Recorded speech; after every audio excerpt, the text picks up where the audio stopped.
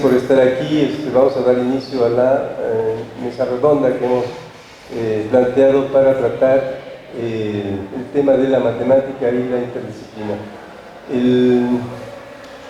En realidad parecería el problema de la interdisciplina, la matemática con otras ciencias parecería un problema que ahora tiene mucha relevancia, se habla mucho de ella. Pero casualmente ayer, por pura casualidad, estaba leyendo un libro y me encontré ahí un diálogo entre Sócrates y Glauco. ¿Y qué creen que planteaba? Justamente el papel de en este caso, la aritmética, la geometría, en relación con el problema del conocimiento de la naturaleza. Entonces, eso es algo que viene no de ahora, sino de toda la vida. La matemática siempre ha estado relacionada con el desarrollo de la cultura, con el desarrollo del conocimiento, pero ahora, con motivo de el gran crecimiento y acceso a la información, pues ha cobrado también un ímpetu interesante. Sobre este tema, entonces, es que hemos invitado aquí a tres académicos de nuestra universidad que voy a presentar, voy a leer sus semblanzas y vamos a escucharlos durante unos 15-20 minutos a cada uno, y después lo interesante será también el diálogo con ustedes sobre el tema. Bien. En orden alfabético vamos a presentar al doctor Jesús Manuel Dorador, de la Facultad de Ingeniería en Juriquilla, es nuestro segundo invitado de Juriquilla del día de hoy.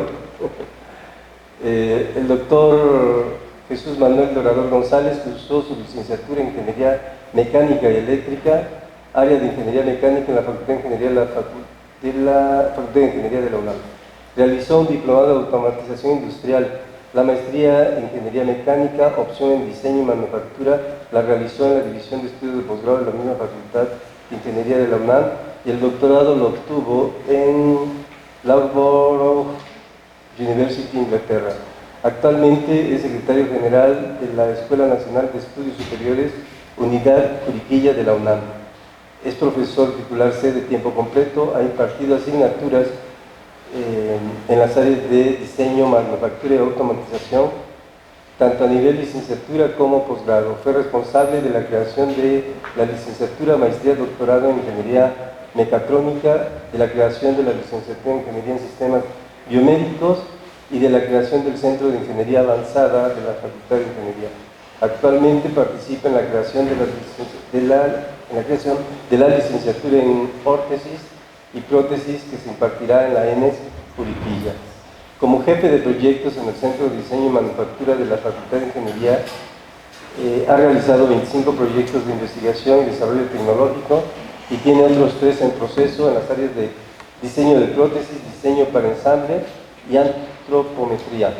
Ha dirigido 150 tesis y trabajos de titulación en las áreas de Ingeniería Mecánica, Industrial, Mecatrónica, en Computación, en Telecomunicaciones y en Diseño Industrial a nivel licenciatura y posgrado. Cuenta con 6 patentes y 2 registros de derechos de autor. Fue presidente de la Sociedad Mexicana de Ingeniería Mecánica durante el periodo 2006-2008. En el año 2006 recibió la distinción Universidad Nacional para jóvenes académicos en el área de docencia en ciencias exactas. Bienvenido. Muchas gracias.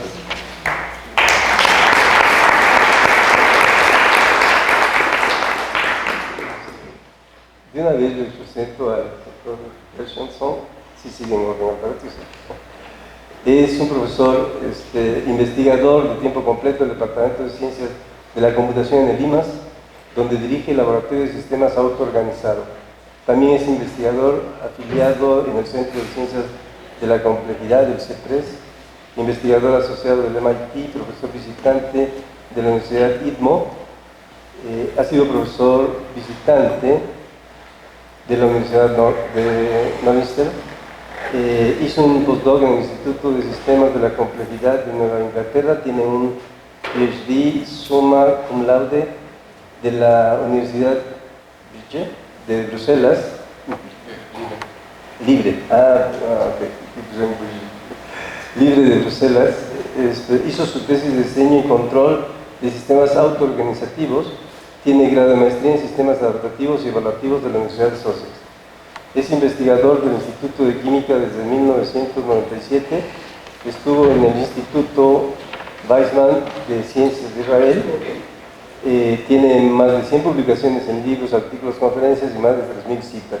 Ha impartido más de 190 presentaciones en conferencias y seminarios, escritor en jefe del Complexity Digest y editor asociado de la revista Complejidad y Fronteras en Robótica e Inteligencia Artificial. Ha trabajado en consultoría, desarrollo web y software, enseñando a nivel licenciatura y superior, y hace periodismo y divulgación científica. Muchas gracias.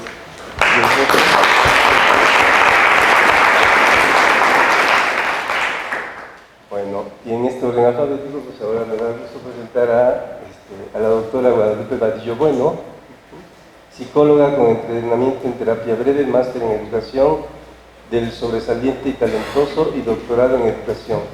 Forma parte del equipo de diseño del bachillerato a distancia de la UNAM. Desde su desarrollo en 2005 lo coordinó académicamente y hoy es su directora. Es autora o coautora de 13 libros de psicología y educación. Recibió el premio de la Asociación Mexicana de Educación Continua y a Distancia por su trayectoria y es coautora del trabajo con el que el bachillerato a distancia de la UNAM obtuvo el premio de la innovación educativa de la Asociación Nacional de Universidades e Instituciones de Educación Superior. Fue asesora para la innovación educativa del Colegio Hebreo Talbot durante 6 años. Hace diagnóstico y asesora a niños y adolescentes talentosos. Sus áreas de interés son creatividad, aprendizaje e inteligencia. Muchas gracias.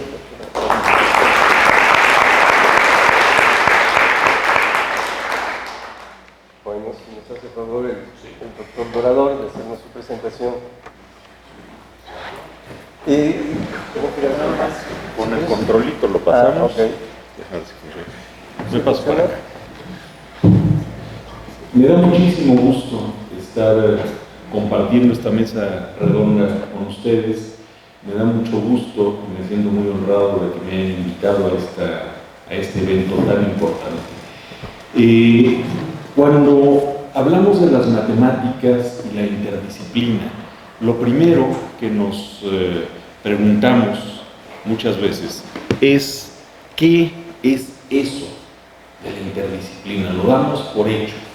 Y buscando rápidamente, tenemos multi, inter y trans, que las usamos a veces como sinónimos, a veces somos demasiado exigentes, no es que esto no es inter, es multi o es transdisciplinario. A ver, multidisciplinario es que abarca o afecta varias disciplinas, simplemente. Interdisciplinario, que es lo que nos interesa ahora, es que se realiza con la cooperación de varias disciplinas y la sobrepasa a ellas. Transdisciplinario, que por cierto esa palabra no está reconocida por la Real Academia, pero nos dice muchas cosas. Abarca varias disciplinas en forma transversal y está por sobre todas estas. En fin, ¿qué queremos? ¿De qué se trata este asunto de la interdisciplinariedad en el uso de las matemáticas? Para hablar de esto, voy a tomar como ejemplo las 3 carreras, las 3 licenciaturas en las que he tenido la fortuna de participar en su creación: Ingeniería Mecatrónica, Ingeniería en Sistemas Biomédicos, y la que tenemos en proceso de creación, que es la licenciatura en órtesis y prótesis. Nótese que esa última no es una ingeniería, es una licenciatura, nada más. Primero, mecatrónica. Hace 15 años, casi, que creamos Ingeniería Mecatrónica en la UNAM, hace 25 que existe el Departamento de Ingeniería Mecatrónica, se seguía uno preguntando, ¿meca qué? Y ahora resulta que ya dan papelitos en la calle: mecatrónico a domicilio. Así como se reparan lavadoras a domicilio, llama la atención, ya están por todos lados, pero ¿qué es eso? ¿Cuál es la esencia de la mecatrónica? Y ahí hay un diagramita muy sencillo, en donde tenemos mecánica, electrónica, computación, con sus distintas áreas, y la intersección de todas ellas es en donde está la mecatrónica. Tenemos la intersección de mecánica y electrónica con los sensores y actuadores, electrónica y computación con el software para electrónica, mecánica y computación con el software para mecánica. En medio de esas tres está la mecatrónica, que nosotros definimos como la combinación sinérgica, esa unión inseparable de ingeniería mecánica de precisión, control electrónico inteligente y tecnologías de la información. Pero con una parte muy importante en la definición, que es la última, aplicada al desarrollo de productos y procesos inteligentes. Es decir, no se queda en las teorías de control o en las teorías de la ingeniería mecánica o en las teorías del modelado de información. Tiene que ser aplicado, es ingeniería y es mecatrónica. ¿Qué hicimos nosotros con esta licenciatura? Formar alumnos que entiendan y sean capaces de diseñar productos mecatrónicos. Y ahí hay un ejemplo muy claro de un producto mecatrónico. Los automóviles ya no son mecánicos nada más. Cada vez son menos mecánicos y más electrónicos, más mecatrónicos. Si a un automóvil antiguo, viejito, se nos descomponía le levantábamos el cofre, metíamos las manos y funcionaba otra vez, o lo llevamos a chambitas de la esquina. Ya no. Nos descompone la computadora de a bordo y es nuestra peor pesadilla en un automóvil. Todo deja de funcionar. Ya no funciona la mecánica si no hay electrónica, si la programación falla. Es un producto mecatrónico que tiende cada vez a ser más inteligente. Los vehículos autónomos son ya una realidad en algunos lugares. En la Ciudad de México yo no me los imagino, francamente. Necesitamos primero civilizar a la Ciudad de México para poder tener automóviles civilizados. ¿Cómo vamos a controlar un automóvil autónomo si la gente atraviesa por donde quiere y los choferes de microbuses y taxis ya sabemos lo que hacen? No necesitamos explicarlo.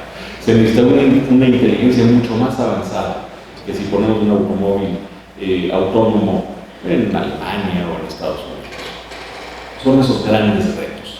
Pero hasta el fin de cuentas, para lo que estamos preparando a los alumnos de ingeniería mecatrónica, para este tipo de productos. Ese es nada más un ejemplo. Otro ya son las cámaras fotográficas. Son elementos mecatrónicos. Las lavadoras, los refrigeradores, la mecatrónica nos rodea desde hace varios años. El plan de estudios de ingeniería mecatrónica se ve, no se trata de que se lea, se ve de colores de esta forma, en donde las asignaturas de color amarillo son las asignaturas de ciencias básicas y matemáticas. Nosotros en ingeniería mecatrónica decidimos, ahí se ve un poquito mejor, decidimos a partir de un análisis que nos pidió el ingeniero Juan Ursu cuando estaba en la jefatura de ciencias básicas en la Facultad de Ingeniería, nos dijo, a ver, ¿cuáles son las unidades de conocimiento de matemáticas, física, que requieren para poder formar un mecatrónico? Y acabamos siendo la licenciatura en ingeniería con más matemáticas. ¿Por qué sucede eso? Porque es una carrera eminentemente interdisciplinaria, interáreas. Tenemos mecánica de precisión, tenemos electrónica de control, tenemos sistemas de información computacionales y todos requieren una base matemática y de física muy sólida. Entonces, acabamos siendo la carrera que tiene más matemáticas.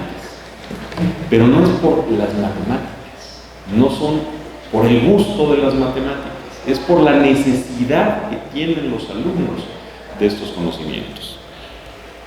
Ingeniería de Sistemas Biomédicos, la carrera de más reciente creación en la Facultad de Ingeniería, tiene apenas 4 años. En esta carrera, en esta licenciatura, tenemos que es el campo interdisciplinario, el campo de estudio interdisciplinario. De origen en la definición está la palabra interdisciplinario, que integra conocimientos, principios y métodos de la ingeniería con los sistemas médicos para aplicarlos en el área de la salud. En esta licenciatura nosotros tenemos el objetivo fundamental de que los alumnos sepan diseñar, integrar, aplicar, crear tecnología en las áreas de logística hospitalaria, biomecánica e instrumentación biomédica. Esas son nuestras tres grandes áreas. Logística hospitalaria. Necesitamos investigación de operaciones, necesitamos modelados, necesitamos estadísticas, necesitan matemáticas. Biomecánica, bueno, lo mismo. Si quiero yo medir y modelar el cuerpo humano, necesito el lenguaje de las matemáticas. Instrumentación, pues es clarísimo. En las tres necesitamos conocimiento, el lenguaje de las matemáticas. Ingeniería en sistemas biomédicos, al ser interdisciplinaria, tiene una dificultad adicional, que se va a trabajar no nada más con otros ingenieros, físicos, sino también con médicos. Y ahí nos metemos en un lío de lenguaje fenomenal. ¿Por qué? Porque el lenguaje, cuando hablamos un matemático, un físico y un ingeniero, ya saben cuántos chistes hay de eso, ¿verdad? Pero se hablan y se entienden al fin de cuentas. ¿Por qué? Porque tenemos ese lenguaje común de las matemáticas. Los médicos tienen otro lenguaje y la vida se nos complica a los ingenieros y a los propios médicos.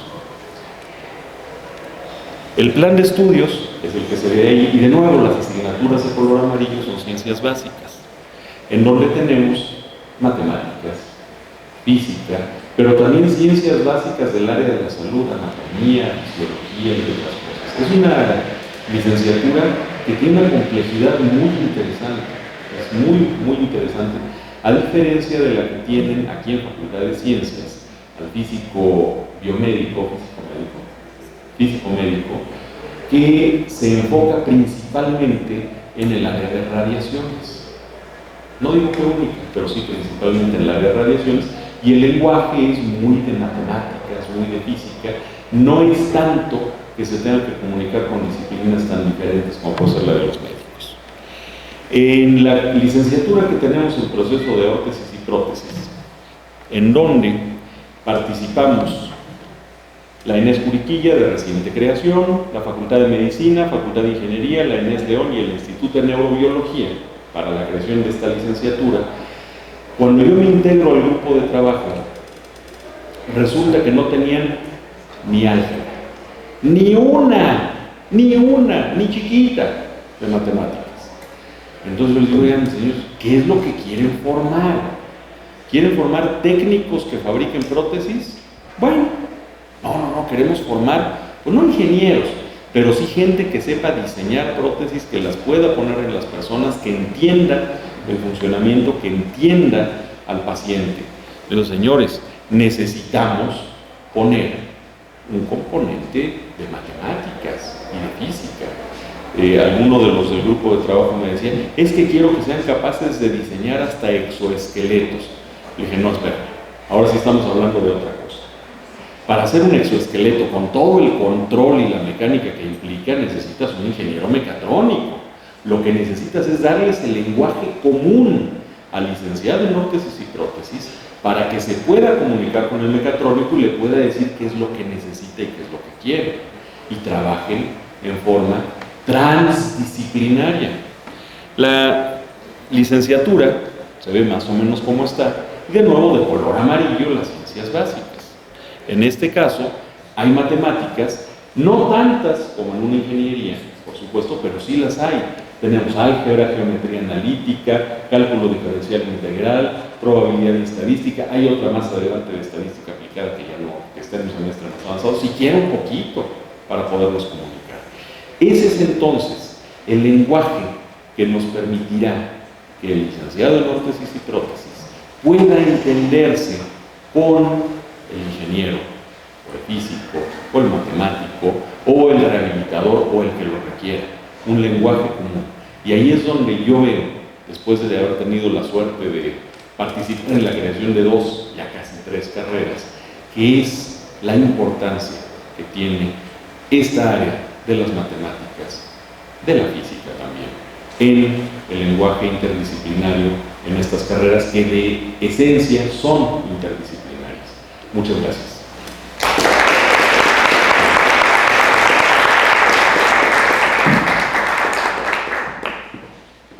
Bueno, ahora va a dar su punto de vista el doctor Gershenson. Sí. Muchas gracias por la invitación, es un placer estar aquí. Tengo un amigo ruso y él era matemático teórico. Decía, no, a mí solo me interesan las matemáticas teóricas. En el momento en el que encuentro una aplicación, ya no me interesa. Y pues, digamos, sí son interesantes las matemáticas teóricas, pero pues solo les interesan a los matemáticos. Y las matemáticas aplicadas pues tienen mucho mayor potencial porque las matemáticas se aplican a cualquier cosa. Se aplican a arte, a filosofía, a historia, a biología, a economía. Entonces, si nos interesa la enseñanza de las matemáticas, potencialmente podemos hacer que sean interesantes para cualquier persona. Simplemente hay que encontrar qué área les interesa y podemos encontrar una aplicación de las matemáticas para esa disciplina. Obviamente esto no es trivial, primero tenemos que averiguar qué es lo que les interesa a los estudiantes y después pues esto es muy difícil de lograr con grupos mayores de 15 personas, ya no digamos de 60. Simplemente porque pues, hay variedad en los grupos, hay distintos intereses y pues, a un profesor no le alcanza el semestre para dar demasiadas aplicaciones que sean suficientemente interesantes para todos. Pero bueno, voy a regresar a esto en un momento. Hace ya más de 70 años, Arturo Rosenbluth, que después fundaría el Simvestar, ya había notado que cualquier avance científico, estamos hablando de los años 40, requeriría de un equipo multidisciplinario. Esto todavía no se distingue entre multidisciplina, interdisciplina, transdisciplina o la más reciente que es antidisciplina. Pero pues el argumento sigue siendo válido. Decía, bueno, los problemas son tan complejos que, digamos, las habilidades de una persona que tiene una formación en un área no son suficientes para resolver un problema, porque los problemas que ya se enfrentaban en ese entonces y más aún en nuestros días, pues tienen distintos factores. Entonces necesitan equipos de distintas disciplinas para resolverlos. Esto nos diría que es necesario incluir la multidisciplina, o la interdisciplina, o la transdisciplina, o la antidisciplina en la educación, pero pues es difícil porque de raíz pues tenemos un modelo que se enfoca en las disciplinas y las separa porque tenemos pues las materias y las áreas y divisiones y demás, lo cual dificulta la comunicación de las disciplinas, que pues es lo necesario para resolver estos problemas complejos. Y bueno, no vengo aquí a ofrecer una solución, sino más bien a tratar de hacer un análisis de por qué es difícil lograr esta enseñanza multidisciplinaria. Y creo que algo que podemos usar para entenderlo es la ley de la variedad requerida que propuso Ross Ashby en los 50 en el contexto de cibernética, en sistemas de control. Básicamente lo que dice la ley de la variedad requerida es que un controlador requiere la misma variedad o mayor que lo que está tratando de controlar para ser efectivo.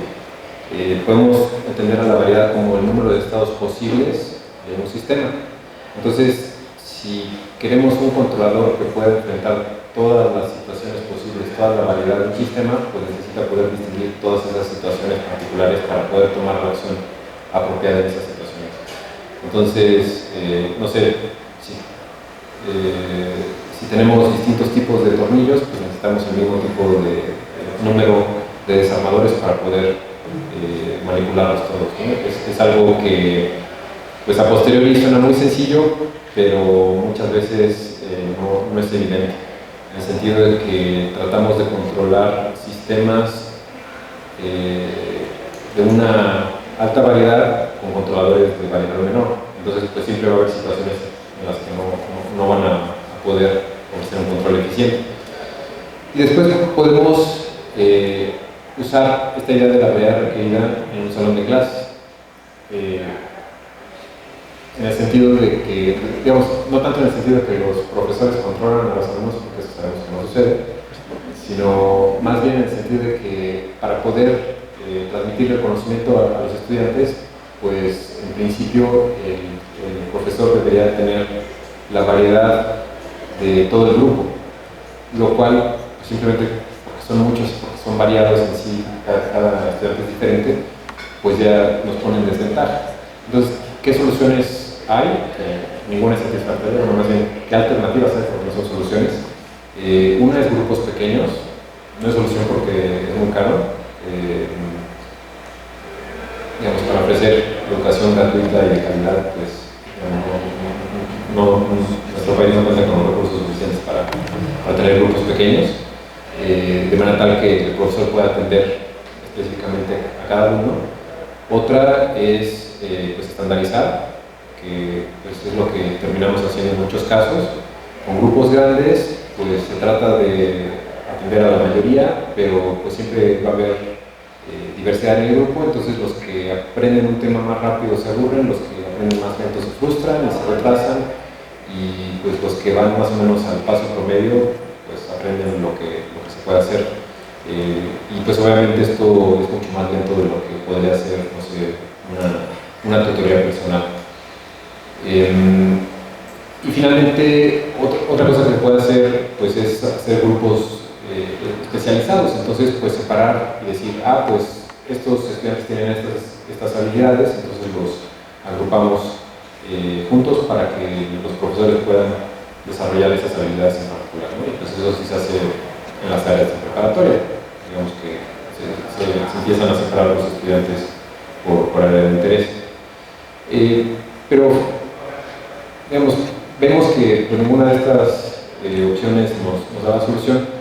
Sin embargo, en años recientes la tecnología nos está permitiendo mejorar distintas herramientas de enseñanza que potencialmente pueden incrementar la variedad, no de los profesores, porque pues no son humanos, sino del sistema educativo en sí, en el sentido que, por ejemplo, con los cursos masivos en línea o simplemente Wikipedia o otros recursos que hay en línea, digamos, los estudiantes tienen con mucho mayor accesibilidad, posibilidad de aprender a su propia velocidad.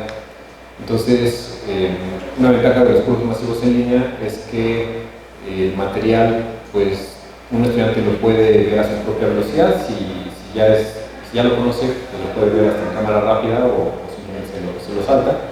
Si no lo entendió, pues lo repite otra vez, lo puede poner en cámara lenta, y cada quien va aprendiendo a su propio paso, a las horas a las que es más receptivo, porque hay gente que simplemente a las 7 de la mañana no le entran las ideas. Hay personas que funcionan a las 2 de la mañana, pero no hay clases a esa hora.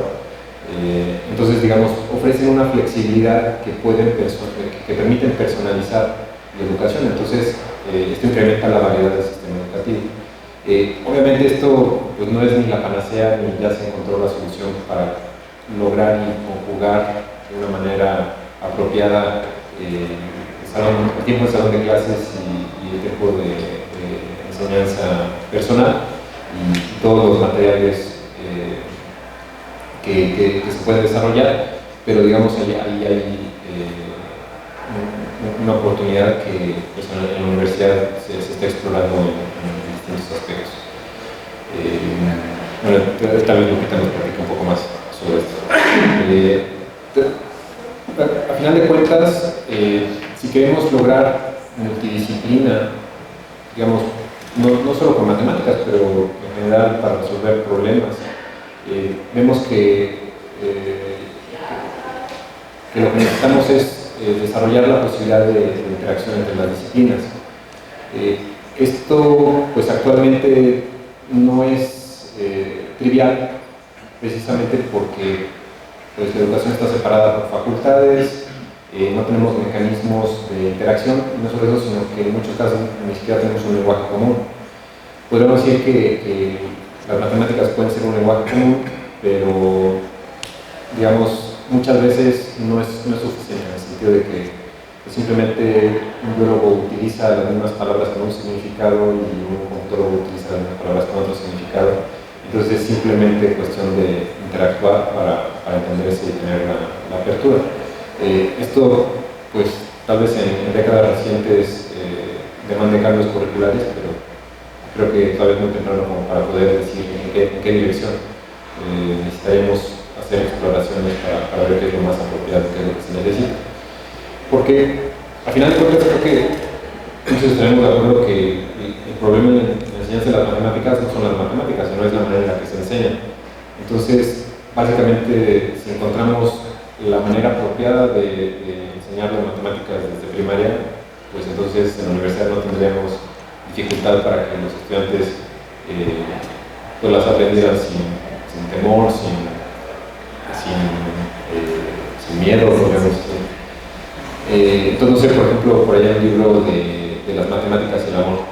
Entonces, pues nada más el título así como que, ay, pues tal vez eso sí me interesa, ¿no? Porque aparte de las matemáticas, ¿no? Pero el amor, pues sí, las hormonas de mano. Y pues digo, es un tratamiento que utilizan temas de reproducción y cómo se pueden hacer modelaciones matemáticas y digamos es simplemente un ejemplo de cómo se puede hacer interesante un tema y de contrabando en las matemáticas, aunque a veces ni se den cuenta. Y bueno, nada más para concluir quisiera compartir un poco de mi experiencia en el área de complejidad. Pues los sistemas complejos, que digamos, hay muchas definiciones, pero podemos definirlos como aquellos sistemas que tienen interacciones relevantes. Estas interacciones relevantes hacen que sean difíciles de estudiar sus componentes por separado. Entonces, los métodos tradicionales en la ciencia no son apropiados porque, pues, digamos, no podemos estudiar un fenómeno de manera aislada. Tiene interacciones pues, a nivel subsistema, en su entorno, y necesitamos estudiar todo esto en su conjunto. Y no es que antes pues, los científicos no se dieran cuenta de la relevancia de las interacciones, pero no tenían las herramientas para estudiarlas. Entonces, así como antes de tener telescopios, pues no se podía ver más allá de Saturno, antes de tener microscopios, pues se tenía esta teoría de los humores que generaron enfermedades, pero pues, solo es una vez que se desarrollan los microscopios que se identifican patógenos, se pueden desarrollar medidas para cuidar y prevenir enfermedades infecciosas. Entonces, en los 80 Hans Pegels decía que las computadoras son como los telescopios para la complejidad, en el sentido de que estamos limitados cognitivamente por el número de variables que podemos manejar, pues ya sea en nuestra cabecita o en un pizarrón con un sistema de ecuaciones. Entonces, que las computadoras nos permiten desarrollar modelos matemáticos que digamos, pueden tener miles, millones de variables. Podemos decir que la computación es una parte de las matemáticas y también podemos decir que las matemáticas se basan en la lógica, entonces pues, todo es lógica.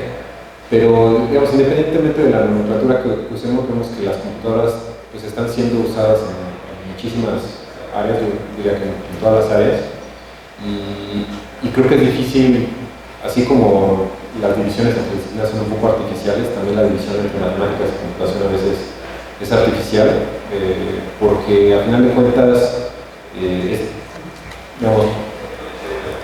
por un lado podemos basar la computación en las matemáticas, por otro lado las matemáticas modernas requieren de computadoras para avanzar. Y bueno, por ejemplo, les comento una anécdota personal. Cuando todavía estaba haciendo el doctorado en Bruselas, empecé a trabajar sobre un modelo para coordinación de semáforos. Y pues yo estudié ingeniería en computación y también unos semestres de filosofía. Y entonces, pues yo pienso en términos de algoritmos, no tanto de ecuaciones. Y entonces, pues se envían los primeros resultados a una revista de física que es interdisciplinaria y pues, muchos de los trabajos que había revisado de la literatura fueron publicados en esa revista. Y al par de días un editor me rechazó el artículo sin mandarlo a revisar. Me decía, pues es que esto no es física. Pues, entonces, ¿qué es? Y él consideraba que no era física porque no tenía ecuaciones. Entonces, pues en retrospectiva es interesante porque podemos decir, bueno, qué es lo que hace una disciplina, su área de estudio, sus herramientas. Y bueno, creo que eso podríamos reflexionar también para matemáticas, para computación, para todas las disciplinas. Y Y a final de cuentas, si tenemos una actitud un poco más abierta, pues precisamente nos va a ayudar a las interacciones multidisciplinarias. Y finalmente nada más les quisiera comentar, también en el contexto de sistemas complejos, desde los últimos 20 años se ha desarrollado pues vertiginosamente lo que llaman ciencia de redes. Esta ciencia pues también tiene su base en matemáticas, en teoría de grafos, pero se usa, bueno, ha sido una herramienta muy útil para modelar sistemas complejos. De hecho, en conferencias recientes de sistemas complejos, las palabras más frecuentes en los títulos y en los resúmenes es redes, porque permiten modelar sistemas complejos de una manera muy natural. Al tener nodos y aristas, los nodos son los componentes de un sistema, las aristas representan sus interacciones, y digamos, ha habido avances muy interesantes en este par de décadas, y también aplicaciones a todas las disciplinas. Entonces los invito a conocer más sobre ciencia de redes, que de hecho la conferencia internacional de ciencia de redes acaba de terminar en París. Pero bueno, muchas gracias.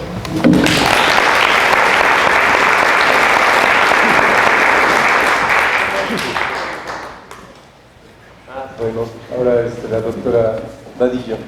Gracias. Pues buenas tardes a todos y gracias por la invitación. Yo quiero decirles que yo estoy súper de acuerdo con el tema de este encuentro, porque vengo de un bachillerato que es totalmente interdisciplinario y súper matematizado. Tenemos 7 de 24 asignaturas dedicadas a matemáticas, pero además tenemos un mapa de habilidades donde se promueven en cada una de las actividades de aprendizaje de todo el bachillerato 6 tipos de habilidades, y una es habilidades matemáticas. Entonces, aún en el 70% que no es matemáticas, hay matemáticas. Así es que estamos como muy convencidos de que así debe ser. Pues yo les quiero contar una pequeña historia de esta chica que se llama Liliana, que es psicóloga. Y esta muchachita, pues como todos nosotros, tiene una historia. Y de hecho tiene muchas historias. Y una es su historia con la matemática.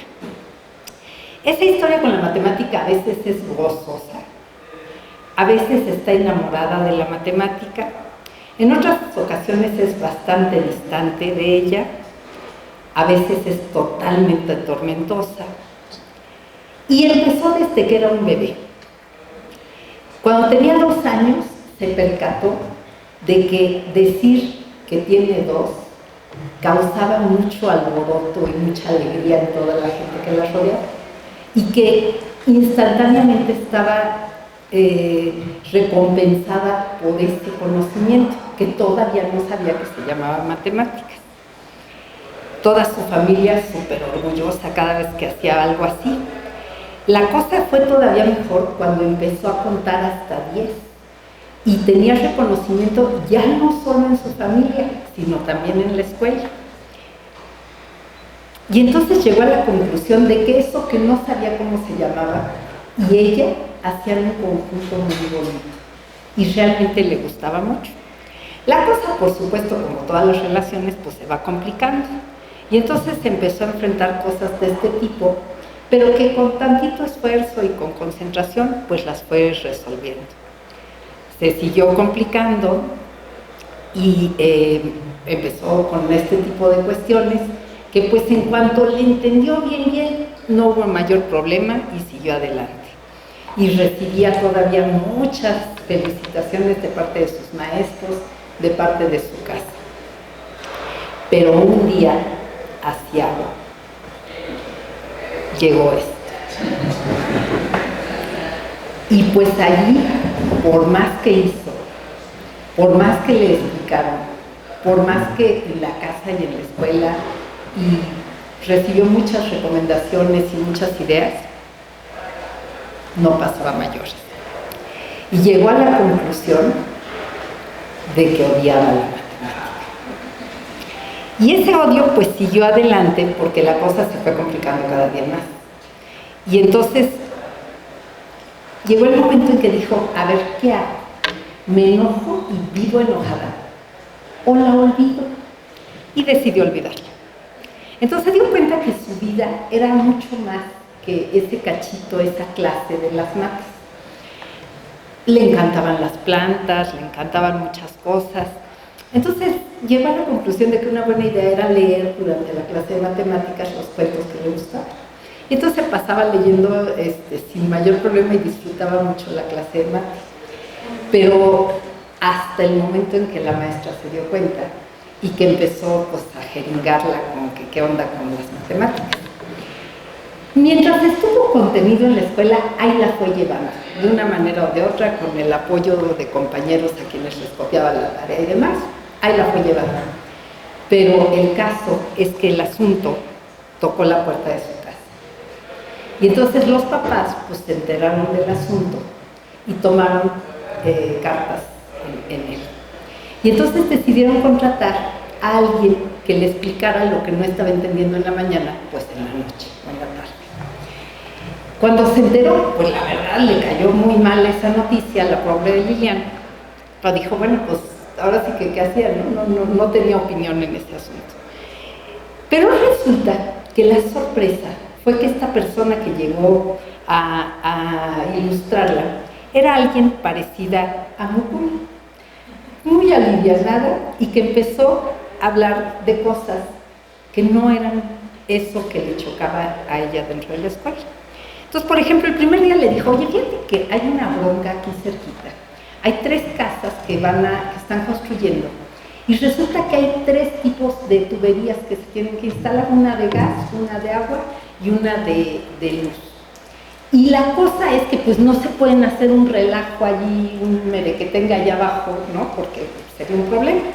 Entonces, ¿cómo les recomendaríamos nosotros, que somos los vecinos, que puedan hacer eso? Y eso, aquí tengo a mi apuntadora, la doctora aquí, eso tiene que ver con que le siembra para la planaridad de gráficas.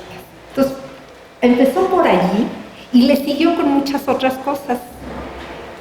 El asunto aquel del granito de trigo, ¿no? En cada uno, en el primer cuadrito del tablero de ajedrez para pagarle a un muchacho muy pobre y que resultaba que tenía que duplicarlo, en el segundo eran 2, luego 4, luego 8, etc. Entonces decía el sultán, sí, dénselo, no pasa nada, y resultaba que no había trigo suficiente en el mundo para pagarlo. Y entonces esta niña estaba encantada con eso.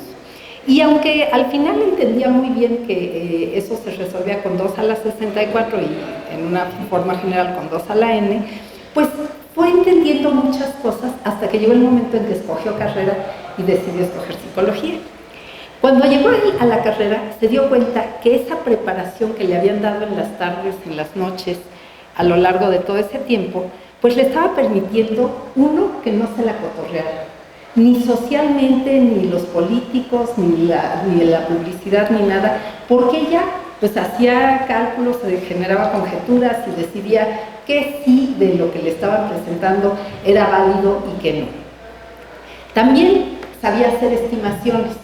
No decía, cuando le preguntaban, por ejemplo, ¿cuántos litros de agua tiene un tinaco de 1 metro cúbico? Pues no contestaba lo que casi todos los mexicanos contestan, que es 1,5 litros o 15 litros o 30 litros o 300 litros, que son las respuestas típicas a esa pregunta, porque sabía cómo hacer estimaciones de magnitud, ¿no?, de las cosas. También entendía cosas que eran importantes para psicología, aun cuando no había llegado al tema, como cómo se debe hacer un muestreo, qué cantidad de sujetos deberían estar presentes y demás. Y también entendía, cuando el periódico Reforma dice que es una diferencia altamente significativa, que no era como una corazonada, ¿no?, como a veces el periódico Reforma lo pone, que es como la intuición del reportero, sino que iba más allá y tenía que ver con cuestiones cuantitativas. Se dio también cuenta de que era necesario evaluar la confiabilidad de los instrumentos psicológicos, que podía entender y hacer inferencias sobre el resultado de investigaciones, que el tener todo esto le había dado a ella desarrollo cognitivo y generaba la matemática de desarrollo cognitivo cuando veía psicología del desarrollo y de la infancia. Y entendió que es muy buena onda basarse en evidencias y hablar las cosas y argumentarlas a partir de evidencias. Entonces, bueno, todo esto se los cuento porque Liliana ahora es una muchacha muy feliz, muy lograda, y la cosa es que, pues, mucho se lo debe a una mate que nunca supo que era mate, sino era una clase padrísima que tenía en las tardes.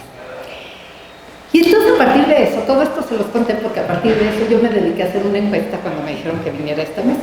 Y le pregunté a la gente, oye, si tú pudieras volver a vivir desde chiquito, e incluso se lo preguntamos a niños, ¿te gustaría una escuela sin una sola clase de matemáticas? Y la respuesta generalizada fue: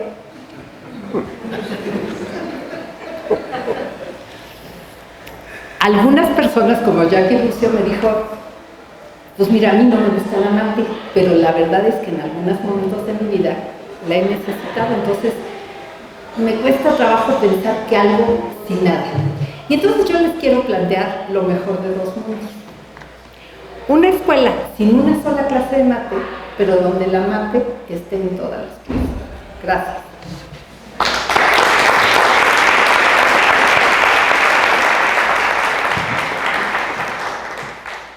Excelente, gracias. Bueno, ahora vamos a pasar a la sesión de preguntas. Yo creo que se han expresado aquí diferentes posibilidades, diferentes problemas relacionadas con esta necesidad, digamos, de entender el papel de la matemática no nada más por la matemática misma, sino también como herramienta, lenguaje para conocer y entender mejor el mundo. Yo creo que aunque el orden fue aleatorio porque fue en orden alfabético, como se decidió, quedó muy bien planteado y el doctor Dorador nos plantea la necesidad de a partir de problemas, de respuestas que se tienen que dar a diferentes áreas de necesidad de la sociedad, ¿no? Mecatrónica, etcétera, física, ingeniería, ¿qué? Biomédicas, órtesis, etcétera. Todas esas requieren de algún modo de la matemática, ¿no? Ese como el común denominador de todo eso, de toda esa respuesta que hay que dar. Es decir, la sociedad puede estar presentando cada vez más y más complejos problemas, y en la base, o no en la base, pero sí transversalmente está el conocimiento matemático. Cómo integrarlo, cómo enseñarlo, esa es otra cuestión. El doctor Gershenson, ¿no? Empieza planteando un problema que a mí me parece fundamental y muy interesante, ¿sí? Con la anécdota de su profesor o colega Rosso, exactamente. La matemática básica, para decirlo, para diferenciar de algún modo, y la matemática aplicada, ¿no? Es decir, efectivamente, ahí a lo mejor hay mayor gente que interesa o que entiende o que le gusta algo de la matemática aplicada y menos a la matemática pura, la matemática per se, ¿no? Pero la importancia de una y otra es otra cuestión, ¿sí? Es decir, no está planteándose eso. Eso me parece que para todos nosotros queda claro que una sin la otra no puede vivir, y de hecho lo que está ahora planteando este nuevo punto de vista, un enfoque más integrado de los sistemas complejos, donde hay que considerar las interacciones también, pues, porque a partir de esas interacciones salen comportamientos que no se pueden explicar por la acción nada más de cada elemento, pues está planteando nuevos retos a la investigación básica, a la matemática en particular, ¿no? Es decir, son problemas nuevos, son problemas que se han atacado, yo entiendo desde un punto de vista muy algorítmico, como de hecho tú lo dijiste, pero que también plantean un problema de estudio, es decir, ¿cuáles son las leyes? ¿Cómo podemos decir cosas en general de este tipo de cuestiones? Y finalmente creo que, y también creo que plantearse, ¿no?, el problema de cómo integrar eso en el currículum. Es decir, se plantea la necesidad, digamos, de tal vez transformar el currículum y Lupita lo reafirma de un modo muy bonito, muy encantador, con tu bello cuento aquí. Porque eso es lo que deja, ¿no? Es decir, y nos hace una propuesta, Lupe, ni una sola clase de mate, pero mate en todas las clases. Es una propuesta que suena interesante, y ahí lo dejo. Entonces, ahora es el turno de ustedes de las preguntas, por favor. Juan. El asunto de las matemáticas es que la gran mayoría de los profesores, tanto de la primaria como de la secundaria y la media superior, fomentan separar las matemáticas de la vida. O sea, hacen de manera quizá no intencional, pero vamos, en la vida casi siempre nos ha tocado que cuando a un alumno se le ocurre preguntarle al profesor de lógica sobre algún asunto de matemáticas, el profesor de lógica lo esquiva y lo evade porque siente que es un conocimiento aparte. Cuando ayer hubo una ponencia del profesor de lógica aquí en el bachillerato, en donde sustentaba todo su análisis estadístico, en ese sentido basado en matemáticas. Entonces, después también, cuando los alumnos tienen iniciativas en el sentido de querer saber para qué se utilizan las matemáticas y tratan de, digamos, incluso hacer movilidad, no solamente en el bachillerato, sino en la licenciatura, el sistema educativo les quita el estímulo. ¿Por qué? Porque es impensable, por ejemplo, que alguien de filosofía venga a ciencias o a ingeniería a tomar una clase de matemáticas. Les parece tan absolutamente raro que no ayudan, aunque reglamentariamente se puede, porque ya está reglamentado la movilidad.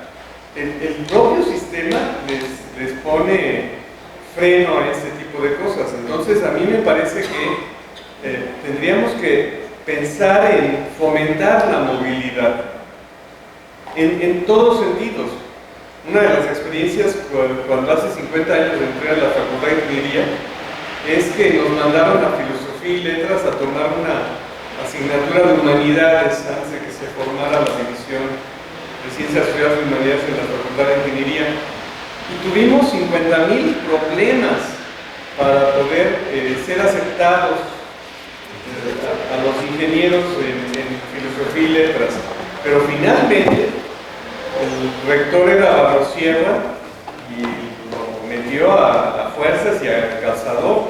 Entonces, yo sí creo que la interdisciplina, transdisciplina, tiene que ser operativa, tiene que ser práctica, tiene que poderse dar de manera de seguir las inquietudes de los alumnos, de fomentar las inquietudes de los alumnos y de que se pudieran mover entre facultades, se pudieran hacer semestres completos de una facultad a otra con reglas bastante flexibles, en donde el alumno que está en ciencias, está estudiando matemáticas, se va a economía, pues va a poder aportar algo de las matemáticas al sitio donde llegue, pero también va a tener que tomar el lenguaje de economía para que lo entiendan.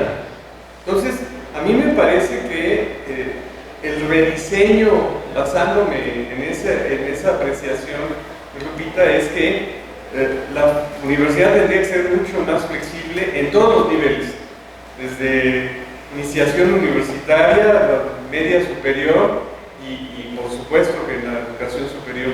Yo sí creo que es algo que el seminario puede aportar a nivel de la Secretaría de Desarrollo Institucional, pues que se haga una revisión planteando la inquietud salida de este quinto encuentro, de que hay que fomentar la interdisciplina a través de, digamos, cuestiones muy operativas como la movilidad. Esa sería mi propuesta. No sé qué opinen los ponentes. Bueno, ¿algún comentario? A ver.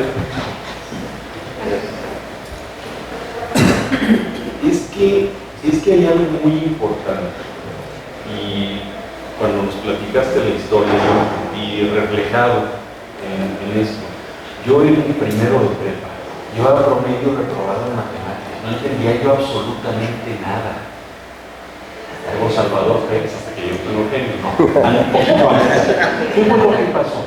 Yo iba pésimo, no entendía yo el álgebra, no me hablaba el álgebra. ¿Qué hice? Tomé mis libros de secundario, me puse a estudiar, y dije, es que yo no entiendo nada. Si no entiendo nada, ¿para qué agarro el libro de primero de prepa? No me voy a los de secundario a ver si entiendo algo. Nunca logré, antes del examen de segunda vuelta, llegar a mi libro de primero de prepa. Yo me quedé con los de secundaria, hasta ahí llegué en el estudio. Y saqué 10 en ese examen. ¿Por qué? Porque había algo que no había yo entendido. Nunca supe qué fue. Sospecho que no entendía yo que era una variable y que era una constante. Sospecho que ese era mi gran problema. Pero no lo estoy seguro. Pero le entendí. Me habló. ¿Qué? Y tal vez me crucifiquen por lo que voy a decir, pero de modo.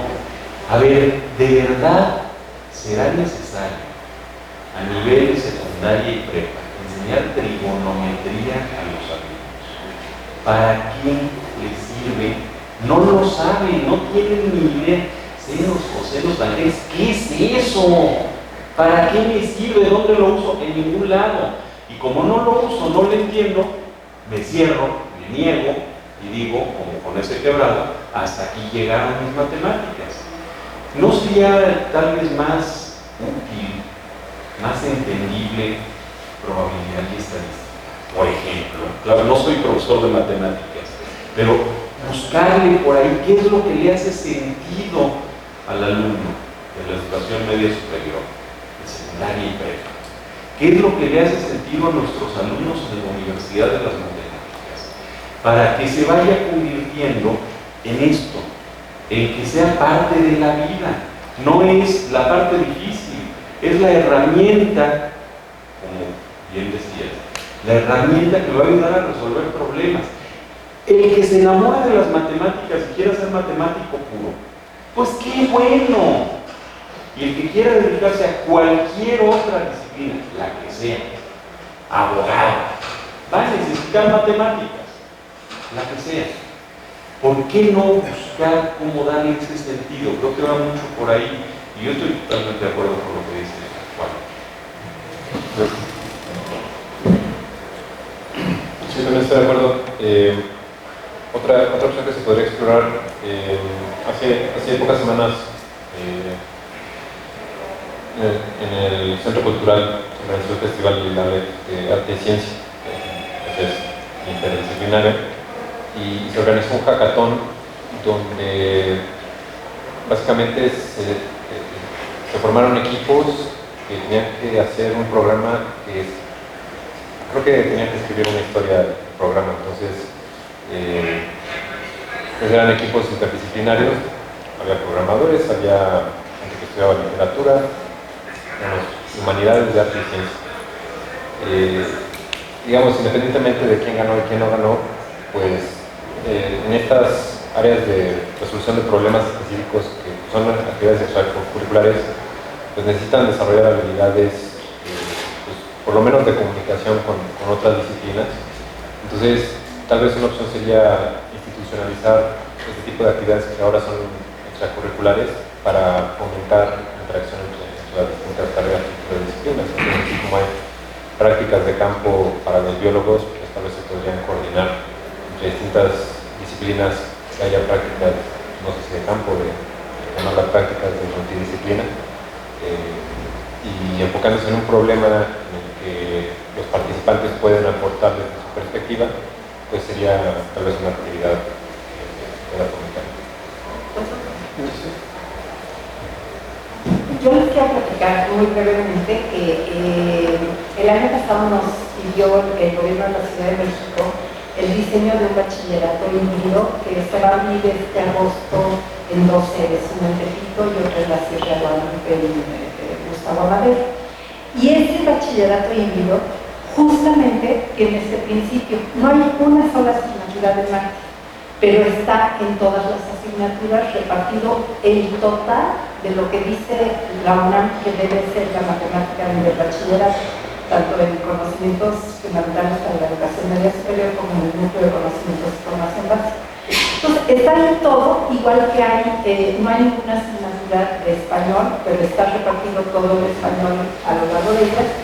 Y como es un bachillerato muy orientado a la formación ciudadana, que es una de las 3 funciones sociales del bachillerato, pues también la parte como legal está repartida a lo largo de todas. Entonces, realmente ahorita es una propuesta, en agosto empezamos a ver cómo jala y ya les platicaremos si funciona. Perdón, me perdí nada para mi propia.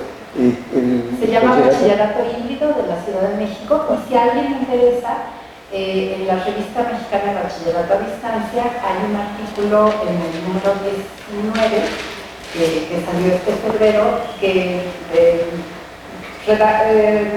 presenta como todas las generalidades del bachillerato. Incluso creo que si en Google ponen bachillerato híbrido CDMX, los lleva a la...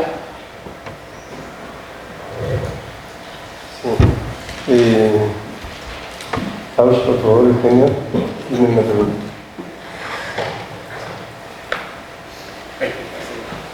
Bueno, realmente escuchar todo eso sí me da mucho gusto. Eres grande, Lupita.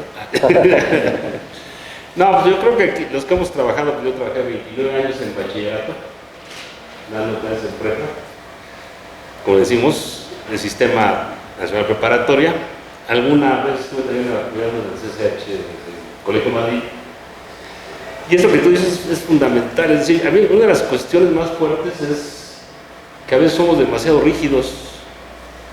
Yo a veces les comento a los profesores, yo como jefe del departamento de matemáticas, solo trabajo en la Facultad de Química y soy jefe del departamento de matemáticas.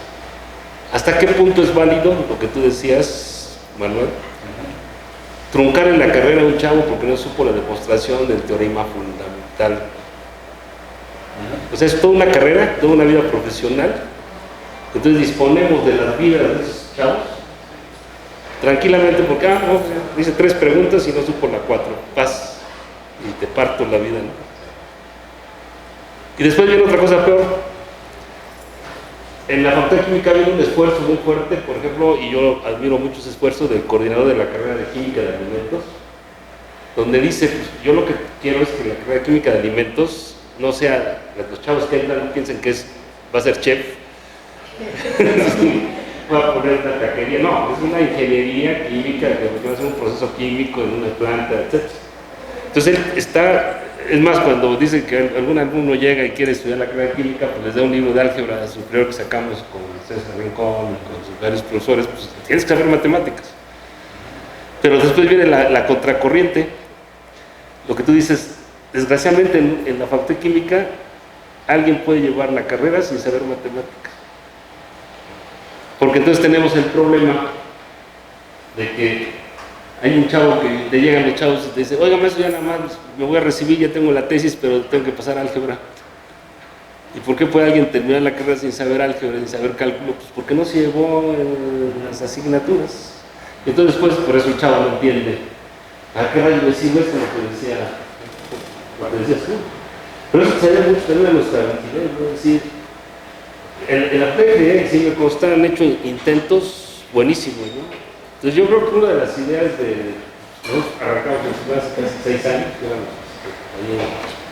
y creo que es padre porque yo creo que, digo, no somos demasiados, pero yo creo que somos gente que podemos ir sembrando en nuestros propios espacios la inquietud de una nueva forma de enseñanza.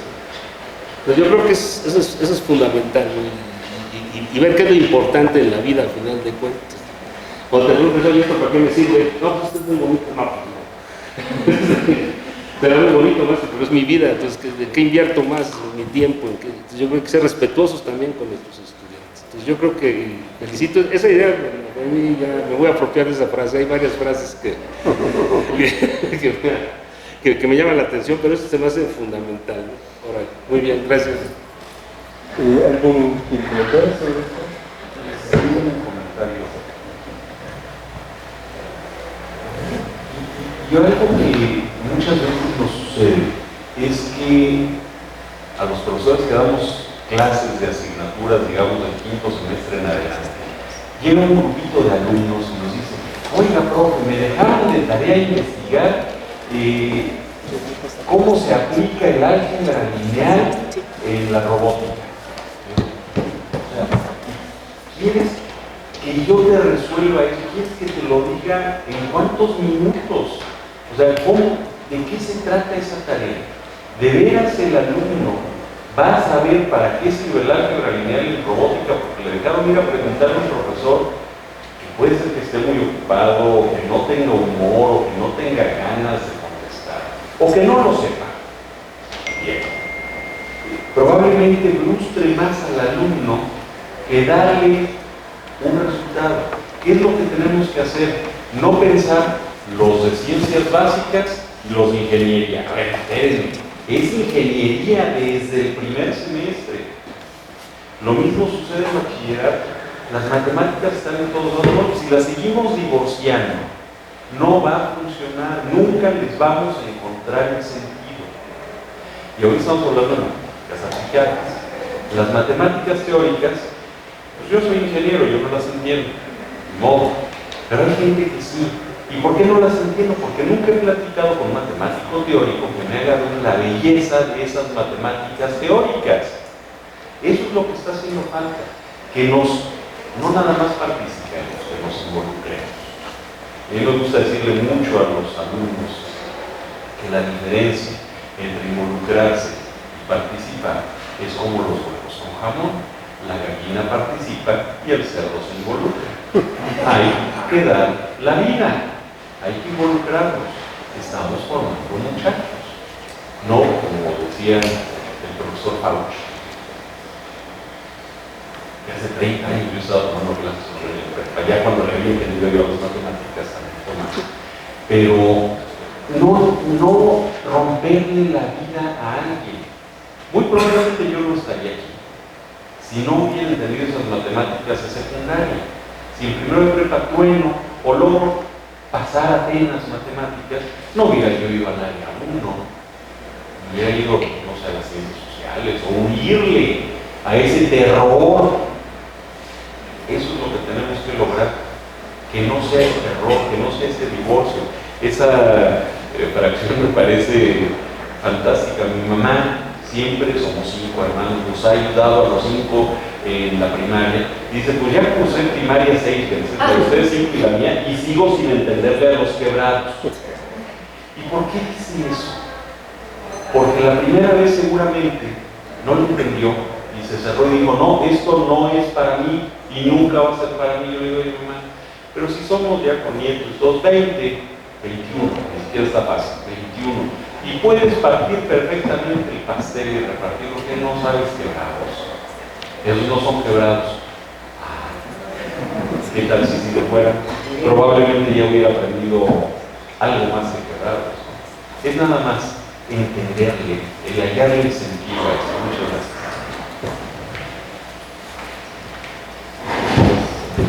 Bueno, tenemos un horario, disculpen, aunque el tema es súper interesante, y tenemos que a las 2 estaba programado terminar.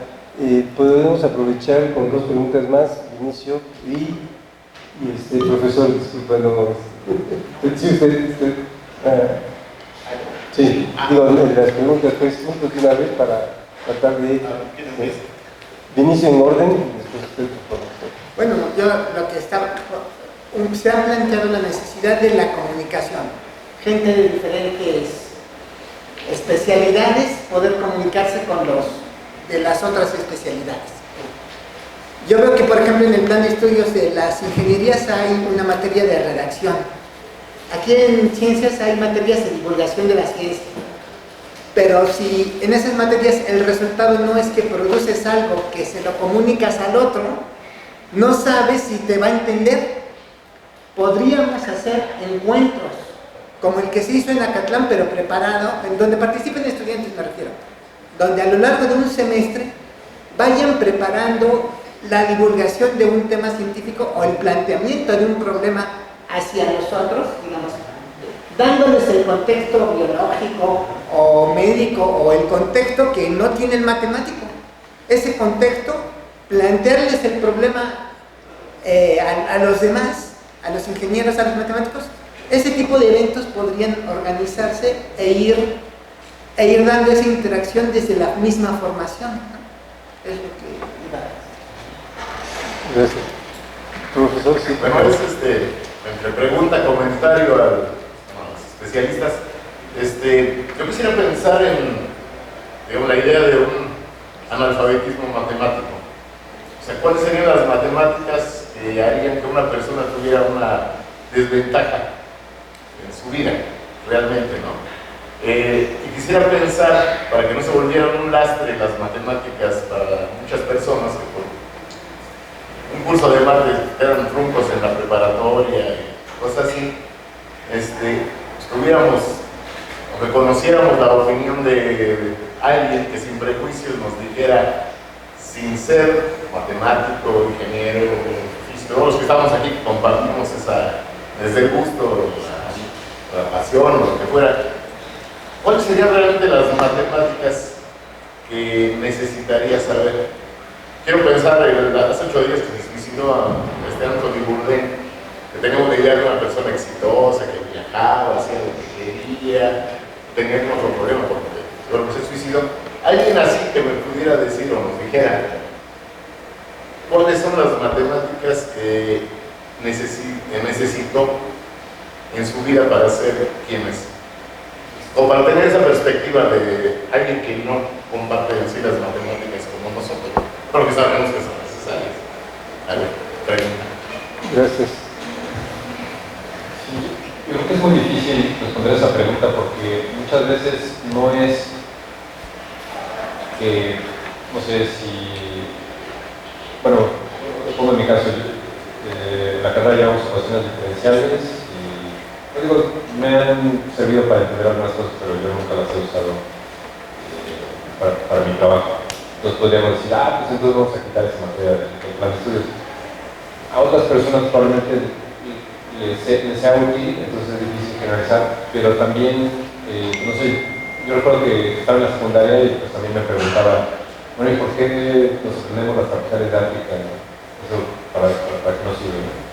Y entonces me di cuenta que yo diría que la mayoría de las cosas que aprendemos en la escuela no es por aprender el tema en sí, que no nos va a servir, sino simplemente por aprender a aprender o por formar cierta disciplina o ciertas habilidades. Entonces, no sé, por ejemplo, una propuesta controversial es que pues, en las primarias se enseñe no solo el español e inglés, sino también la lengua nativa de la región, aquí náhuatl, maya en el sureste, digamos, purépecha en Michoacán y demás. Y pues mucha gente dice, bueno, pero ¿para qué? Si nadie habla eso, nadie habla porque nos enseña. Por un lado, pero por otra parte, aunque nosotros aprendamos una lengua que no vayamos a usar, porque en serio hay mucha gente que estudia sueco y nunca va a ir a Suecia, se mete a estudiar chino y digamos, no podemos decir que no le sirve porque simplemente como ejercicio mental es útil. Entonces, también en ese sentido es difícil decir, no, pues la trigonometría que nunca la vamos a aplicar no es útil porque probablemente el esfuerzo mental que ayuda a desarrollar habilidades que después nos van a servir para cualquier otra cosa. Entonces, creo que sería peligroso, así como que vamos a sacar una lista de las matemáticas mínimas para la vida cotidiana, ¿no? Porque también sería difícil acotar y a algunas personas les es útil una y para otras.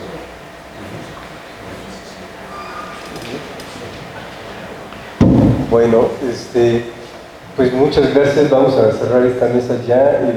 Hay algunas, muchas de las ideas que están propuestas que vertieron aquí, las tomamos nosotros, esperemos darle forma y seguimiento a estas propuestas. Yo sí me gustaría hacer, en la línea que ha marcado Carlos, darle una respuesta, no una respuesta, sino algo que estamos haciendo ya en el seminario, tratando de justamente ver qué matemática es la que vamos a enseñar a nivel bachillerato en este caso. Y hemos tenido de 3 coloquios, ya bueno, viene el tercer coloquio, ¿no? Le hemos llamado coloquio sobre el pensamiento matemático. Y lo que planteamos es eso, es decir, qué clase de formación, de educación debemos darle al estudiante de bachillerato que fortalezca un pensamiento que puede ser útil en la vida, no importa lo que te vayas a dedicar. Ese es, digamos, un poco, creo que lo que está un poco planteando. Porque si ustedes se fijan, realmente, ¿cuándo han usado ustedes raíz cuadrada de 2, pues, digamos? ¿Sí? Es decir, no se trata de hacer una lista de eso porque pues, sería vacío, yo creo, la intersección. Seguro que es vacío. Entonces no aprendamos matemáticas. No, la matemática es otra cosa. La matemática es una forma de reflexionar, de pensar, y de analizar, digamos, ¿no? Y también es un lenguaje. También es un lenguaje. Entonces yo creo, pensar sobre eso es una cosa que no es fácil, no hay una respuesta, pero sí es una reflexión que se tiene que hacer continua, permanentemente, para ir mejorando esta actividad de la docencia, ¿no? La propuesta de Úrsul, yo creo que es una propuesta interesante, ¿no? La de eso de fortalecer la movilidad, etcétera, la verdad incrementar el contacto pues académico finalmente, ¿no? Yo alguna vez cuando era más chamaco decía yo que la universidad debería convertirse en el ágora, ¿sí? Así yo lo veía. Así, bueno. Muchas gracias, yo creo espero que todo esto sea útil para nuestra propia reflexión y la práctica, y nos seguimos viendo pues para tratar de aterrizar todas estas ideas. Gracias a todos. Pero antes, quiero agradecerles a cada uno de los participantes en la mesa. Les damos un diploma y una caja que otra